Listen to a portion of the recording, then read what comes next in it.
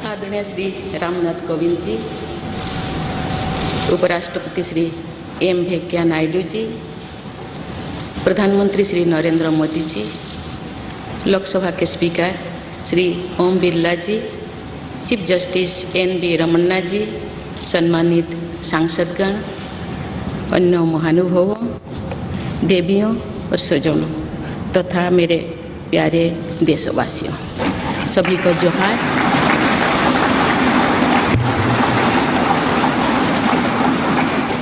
भारत के सर्वोच्च संवैधानिक पद पर निर्वाचित करने के लिए मैं सभी सांसदों और सभी विधानसभा सदस्यों का हार्दिक आभार व्यक्त करती हूँ। आपका मत देश के करोड़ों नागरिकों के विश्वास की अभिव्यक्ति है। मैं भारत के समस्त नागरिकों की आशा, आकांक्षा और अधिकारों की प्रतीक इस पवित्र संसद से सभी देशवासियों का पूरी विनम्रता से अभिनंदन करती हूँ।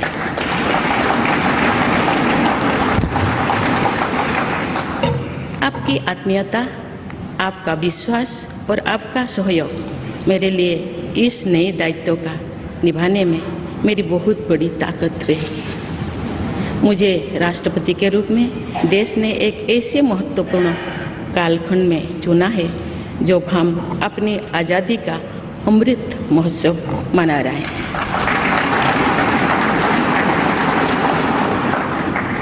आज से कुछ दिन बाद ही देश अपनी स्वाधीनता के 75 वर्ष पूरी करेगा। ये भी एक संयोग है कि जब देश अपनी आज़ादी के 50वें वर्ष का पर्व मना रहा था तभी मेरे राजनीतिक जीवन की शुरुआत हुई थी। और आज आज़ादी के 75वें वर्ष में मुझे ये नया दायित्व मिला है।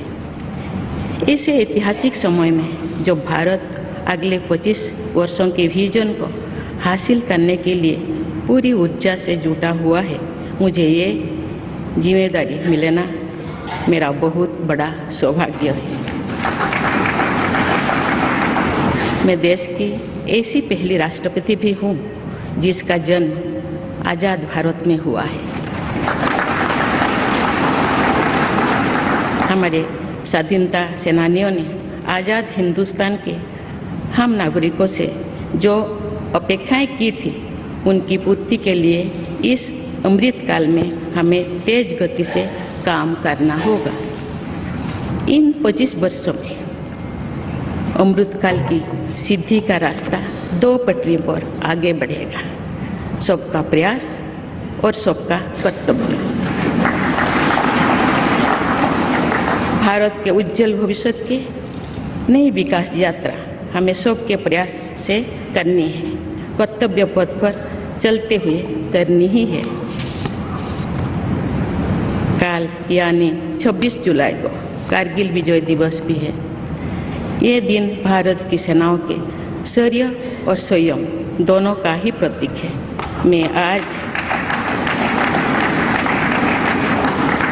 मैं आज देश की सेनाओं को तथा देश के समस्त नागरिकों को कारगिल विजय दिवस की अग्रिम शुभकामनाएं देती हूँ। देवियों और स्वजनों, मैंने अपनी जीवन यात्रा पूर्वी भारत में ओडिशा के एक छोटे से आदिवासी गांव से शुरू की थी। मैं जिस पृष्ठभूमि से आती हूँ वहाँ मेरे लिए प्रारंभिक शिक्षा प्राप्त करना भी एक सपने जैसा ही था, लेकिन अनेक बाधाओं के बावजूद मेरा संकल्प दृढ़ रहा और मैं कॉलेज जाने वाली अपने गांव की पहली बेटी थी।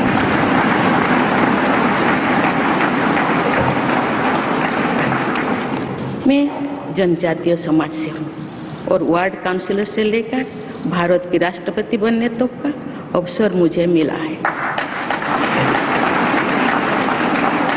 ये लोकतंत्र की जननी भारतवर्ष की महानता है। ये हमारे लोकतंत्र की ही शक्ति है कि उसमें एक गरीब घर के पैदा होने बेटी दूर सुदूर आदिवासी क्षेत्र में पैदा हुई बेटी भारत के सर्वोच्च संवैधानिक पद तक पहुंच सकती है। राष्ट्रपति के पद पहुंचना मेरी व्यक्तिगत उपलब्धि नहीं है, ये भारत की प्रत्येक गरीब की उपलब्धि है। मेरा निर्वाचन इस बात का सबूत है कि भारत में गरीब सपने भी देख सकता है और उन्हें पूरा भी कर सकता है।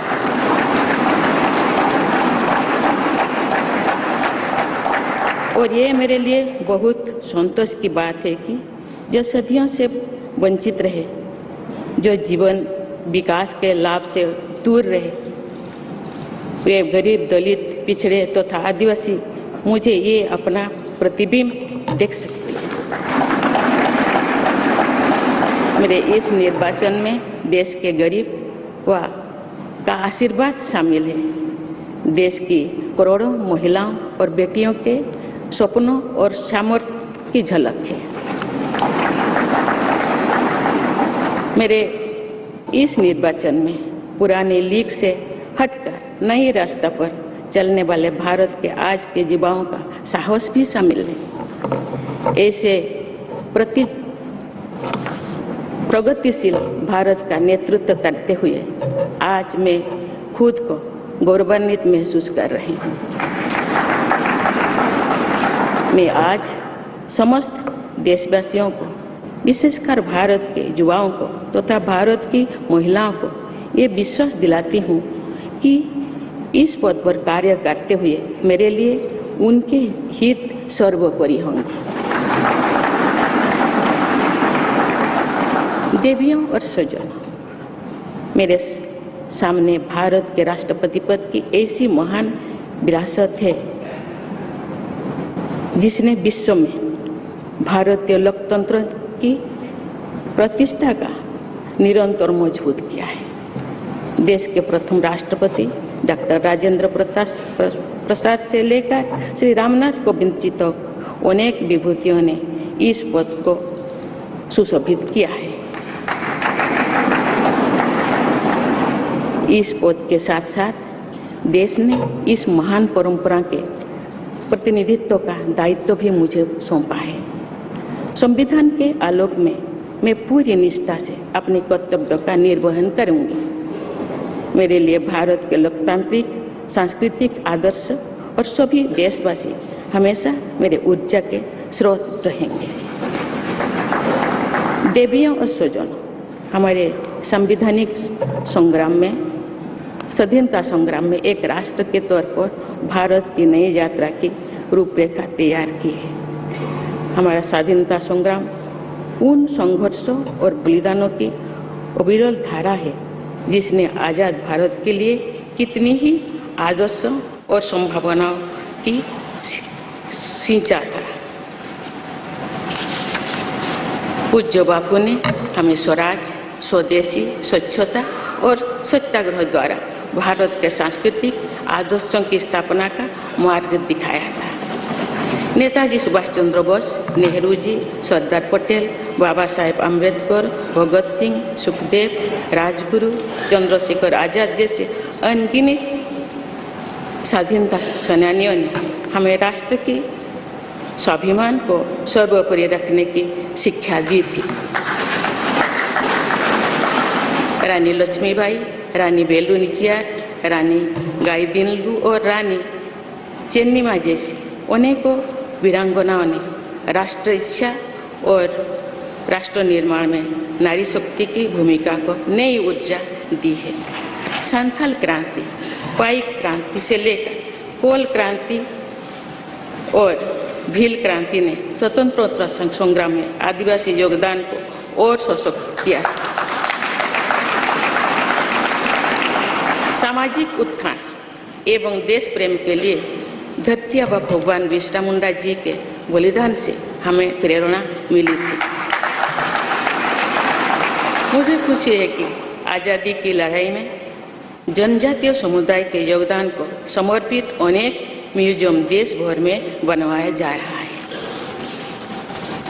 देवियों और स्वजनों, एक संसदीय लोकतंत्र के रूप में 75 वर्ष में भारत ने प्रगति के संकल्प को सहभागिता एवं सर्वसम्मति से आगे बढ़ाया है। विविधताओं से भरे अपने देश में हम अनेक भाषा, धर्म, संप्रदाय, खान पान, रहन सहन, रीति रिवाजों का अपनाते हुए एक भारत श्रेष्ठ भारत के निर्माण में सक्रिय है। आज़ादी के 75वें वर्ष के अवसर पर आया है अमृतकाल। भारत के लिए नए संकल्पों का कालखंड है। आज मैं इस नए युग के स्वागत में अपने देश को नई सोच के साथ तत्पर और तैयार देख रही हूँ। भारत और हर क्षेत्र में विकास का नया अध्याय जोड़ रहा है। कोरोना महामारी के वैश्विक संकट का सामना करने में भारत ने जिस तरह का सामर्थ्य दिखाया है, उसने पूरे विश्व में भारत की साख बढ़ाया है।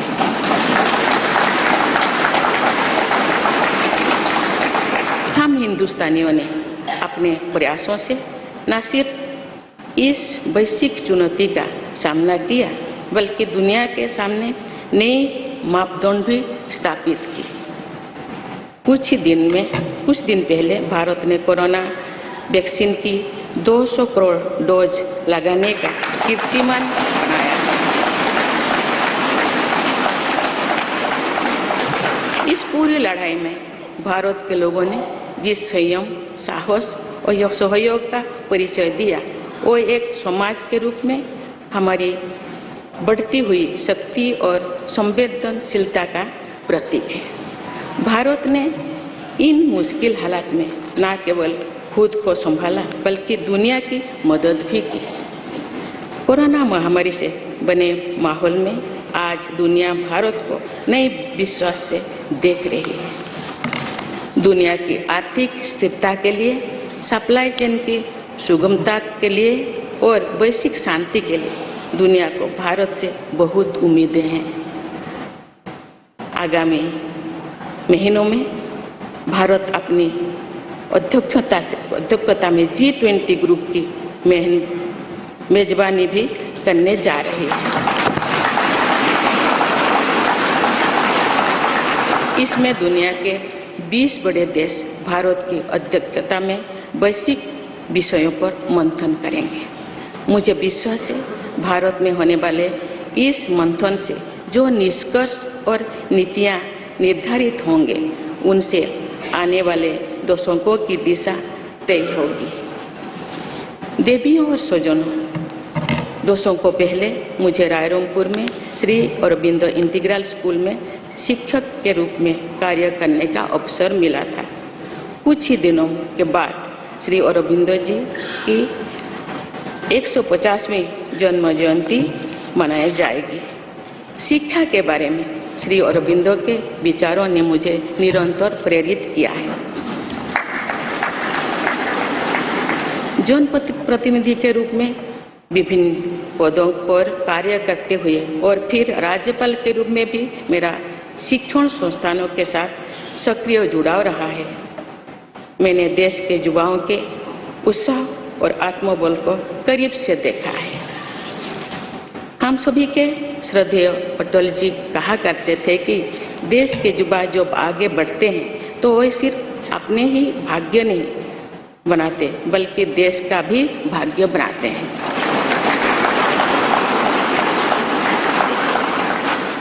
आज हम इसे सोच होते देख रहे हैं। वोकल फॉर लोकल से लेकर डिजिटल इंडिया तक हर क्षेत्र में आगे बढ़ रहा आज का भारत विश्व के साथ कदम से कदम मिलाकर औद्योगिक क्रांति 4.0 के लिए पूरी तरह भारत तैयार है। रिकॉर्ड संख्या में बन रहे स्टार्टअप्स में नए इनोवेशंस में दूर सुदूर क्षेत्रों में डिजिटल टेक्नोलॉजी की स्वीकार्यता में भारत के युवाओं की बड़ी भूमिका है। बीती वर्षों में भारत ने जिस तरह महिला सशक्तिकरण के लिए निर्णय लिए हैं, नीतियाँ बनाई गई है, इससे भी देश में एक नई शक्ति का संचार हुआ है।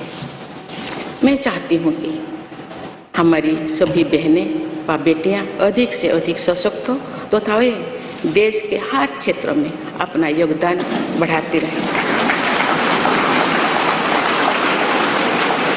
मैं अपने देश के युवाओं से कहना चाहती हूँ कि आप न केवल अपने भविष्य का निर्माण कर रहे हैं, बल्कि भविष्य के भारत की नींव भी रख रहे हैं। देश के राष्ट्रपति के तौर पर मेरा हमेशा आपको पूरा सहयोग रहेगा।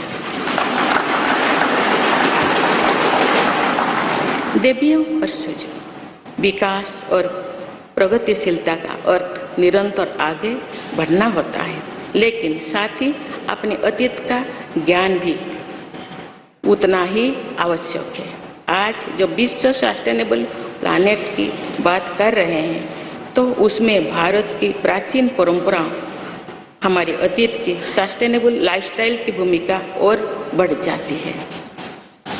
मेरा जन्म तो उस जनजातीय परंपरा से हुआ है जिसने हजारों वर्ष से प्रकृति के साथ तालमेल बनाकर जीवन को आगे बढ़ाया है। मैंने जंगल और जलाशयों के महत्व को अपने जीवन में महसूस किया है। हम प्रकृति से जरूरी संसाधन लेते हैं और उतनी ही श्रद्धा से प्रकृति से सेवा भी करते हैं। यहाँ संवेदनशीलता का आज वैश्विक अनिवार्यता बन गया है। मुझे इस बात की प्रसन्नता है कि भारत पर्यावरण संरक्षण के क्षेत्र में विश्व का मार्गदर्शक बन रहा है। देवियों और स्वजनों, मैंने अपने अब तक के जीवन में जौन सेवा में ही जीवन की सार्थकता को अनुभव किया है। श्री जगन्नाथ क्षेत्र के एक प्रख्यात कवि भीम भोई जी की कविता की एक पंक्ति है, मो जीवन पछे नरके पड़ी थाउ जगत उद्धार।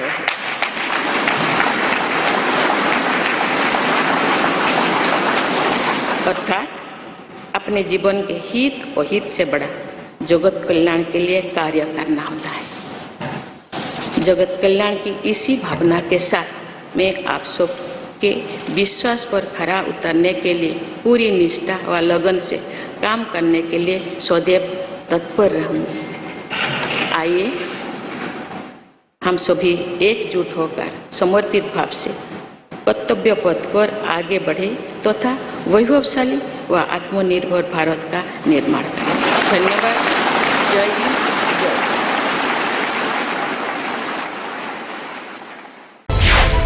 मिलेट टाइम्स को आपकी जरूरत है, हमारी आप माली मदद करें।